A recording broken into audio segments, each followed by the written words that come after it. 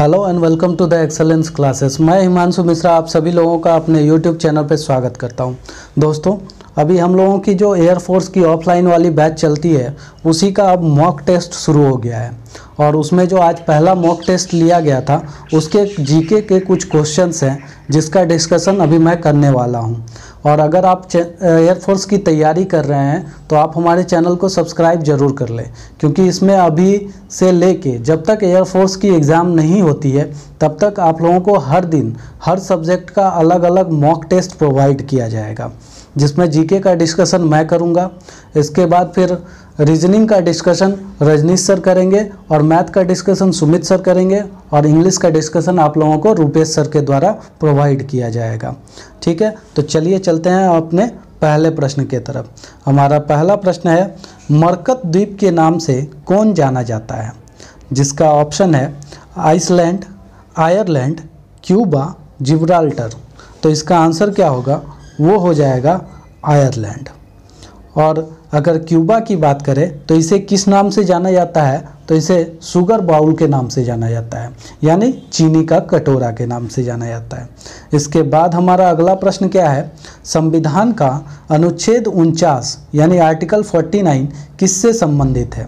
जिसके ऑप्शन है राष्ट्रीय स्मारक का महत्व, ग्राम पंचायत का गठन, मौलिक अधिकारों का संरक्षण, कार्यपालिका।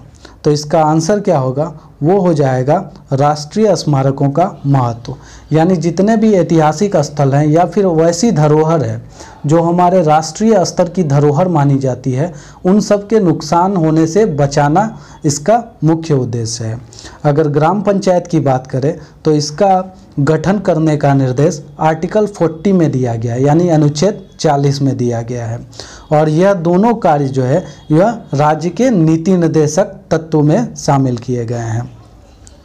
वहीं अगर मौलिक अधिकार की बात करें तो मौलिक अधिकार हमारे संविधान के भाग 3 में आर्टिकल 12 से लेके 35 तक में वर्णित है। और मौलिक अधिकार जो है वह किस देश के संविधान से लिया गया है? तो वह यूएसए के संविधान से लिया गया है।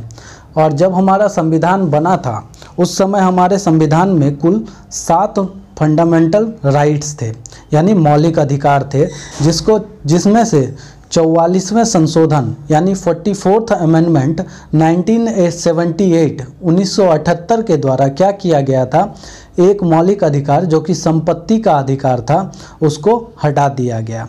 और अभी टोटल 6 मौलिक अधिकार बचे हुए हैं, जिसमें से पहला है समता या समानता का अधिकार, जिसका वर्णन आर्टिकल 14 से लेकर 18 तक है। स्वतंत्रता का अधिकार आर्टिकल 19 से लेकर 22 तक है। शोषण के विरुद्ध अधिकार आर्टिकल 23 से 24 तक है। वहीं धार्मिक स्वतंत्रता का अधिकार जिसका वर्णन आर्टिकल 25 से 28 तक है। और संवैधान सांस्कृतिक और शिक्षा संबंधी अधिकार जिसका वर्णन आर्टिकल 29 से 30 तक है। और संवैधानिक उपचारों का अधिकार जिसका वर्णन आर्टिकल 32 में है। ठीक है, इसके बाद हमारा अगला प्रश्न क्या है, ऑपरेशन फ्लड किससे संबंधित है? जिसके ऑप्शन है गेहूं उत्पादन, दूध उत्पादन, जल संचयन, बाढ़ नियंत्रण। तो इसका आंसर क्या होगा? वो हो जाएगा दूध उत्पादन। और दूध उत्पादन को एक और क्रांति भी कहा जाता है जिसका नाम है श्वेत क्रांति। और श्वेत क्रांति के जनक कौन थे? तो वो थे डॉक्टर वर्गीज कुरियन। वहीं हरित क्रांति के जनक किसे माना जाता है? तो वो माना जाता है MS स्वामीनाथन को। ठीक है, इसके बाद हमारा अगला प्रश्न क्या है, मनुष्य का वैज्ञानिक नाम क्या है? जिसके ऑप्शन है बॉस इंडिका, राना टिग्रिना, मस्का डोमेस्टिका, होमो सेपियंस। तो इसका आंसर क्या होगा?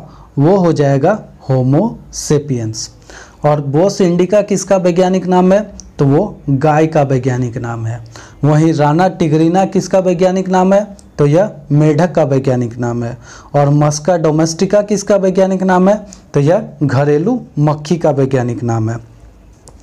इसके बाद हमारा अगला प्रश्न क्या है, तो वो है ज्ञानपीठ पुरस्कार किससे संबंधित है? जिसके ऑप्शन है साहित्य, चिकित्सा, संगीत, विज्ञान। तो इसका आंसर क्या हो जाएगा? वो होगा साहित्य। और यह ज्ञानपीठ पुरस्कार के बारे में थोड़ा सा जान लीजिए। तो ज्ञानपीठ पुरस्कार का जो स्टार्टिंग हुआ था वो 1965 में हुआ था, और सबसे पहला ज्ञानपीठ पुरस्कार किन्हें दिया गया था, तो वो दिया गया था जी शंकर कुरूप को। और 2019 में ज्ञानपीठ पुरस्कार किसे दिया गया है, तो वो दिया गया है अकिथम अच्युतम नंबूदिरी को, ठीक है। और 2018 का जो ज्ञानपीठ पुरस्कार मिला है वो अमिताभ घोष को मिला है, और ये पहले व्यक्ति थे जिन्हें अंग्रेजी भाषा में ज्ञानपीठ पुरस्कार प्रदान किया गया है, ठीक है। इसके बाद हमारा अगला प्रश्न क्या है, भारत का हीरा नाम से कौन जाने जाते हैं, ठीक है। जिसके ऑप्शन है महात्मा गांधी, जवाहरलाल नेहरू, गोपाल कृष्ण गोखले, बाल गंगाधर तिलक। तो इसका आंसर क्या हो जाएगा, वो होगा गोपाल कृष्ण गोखले। और ये बताइए कि गोपाल कृष्ण गोखले को ये भारत का हीरा यानी डायमंड ऑफ इंडिया किसने कहा था, तो वो कहा था बाल गंगाधर तिलक ने। और यह कब कहा था, तो उनके देहांत के दिन यानी 19 फरवरी में 19 फरवरी 1915 को जब उनकी मृत्यु हुई थी, तो उनके निधन पर उन्हें बाल गंगाधर तिलक ने भारत का हीरा कहा था। वहीं महात्मा गांधी को और क्या क्या नाम से जाना जाता है, तो बापू नाम से जाना जाता है, राष्ट्रपिता के नाम से जाना जाता है, और जवाहरलाल नेहरू को चाचा नाम से जाना जाता है, ठीक है। इसके बाद हमारा अगला प्रश्न क्या है, प्रधानमंत्री नरेंद्र मोदी भारत के प्रधानमंत्री हैं, वो कितने नंबर के प्रधानमंत्री हैं ये पूछना चाह रहा है। तो इसका ऑप्शन क्या सब है, 13th, 14th, 15th, 12th। तो इसका आंसर क्या होगा, वो हो जाएगा 15th। भारत के प्रधानमंत्री कितने नंबर वाले हैं, तो वो 15वें नंबर के प्रधानमंत्री हैं। वहीं अगर पहले प्रधानमंत्री की बात की जाए तो वो कौन थे, तो वो थे जवाहरलाल नेहरू। और 14th नंबर की बात की जाए तो वो कौन थे, वो थे मनमोहन सिंह।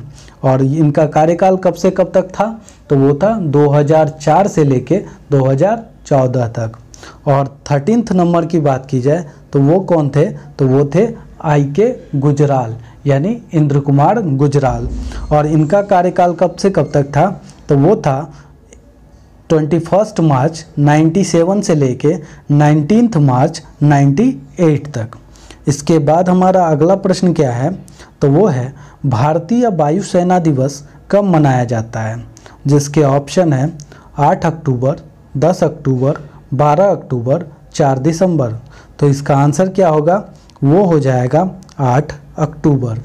इसके बाद 10 अक्टूबर को क्या सब मनाया जाता है, तो वो मनाया जाता है विश्व दृष्टि दिवस, विश्व मानसिक स्वास्थ्य दिवस और मृत्यु दंड रोधी दिवस। वहीं 12 अक्टूबर की बात करें तो 12 अक्टूबर को क्या सब मनाया जाता है, वो मनाया जाता है विश्व गठिया दिवस, जिसको जॉइंट होता है, जॉइंट पेन बोलते हैं ना, गठिया बात जो हो जाता है, तो जॉइंट डे यानी विश्व गठिया दिवस मनाया जाता है। वहीं 4 दिसंबर की बात करें तो इस दिन क्या मनाया जाता है, तो अपने भारत में नौसेना दिवस मनाया जाता है। इसके साथ ही साथ अंतर्राष्ट्रीय बैंक दिवस मनाया जाता है। फिर और क्या मनाया जाता है, तो राष्ट्रीय दुर्घटना निवारण दिवस मनाया जाता है। इसके बाद हमारा अगला प्रश्न क्या है, डबल फॉल्ट शब्द किससे संबंधित है। जिसके ऑप्शन है badminton, lawn tennis, table tennis, शतरंज। तो इसका आंसर क्या हो जाएगा, वो हो जाएगा बैडमिंटन। और बैडमिंटन से रिलेटेड और सब वर्ड क्या क्या है, तो वो है court, net fault, cross shot, deuce, smash, love, let love all. ठीक है, आज के लिए बस इतना ही। कल फिर नए वीडियो में नए प्रश्नों के साथ आप लोगों के सामने हाजिर होंगे। तब तक के लिए धन्यवाद।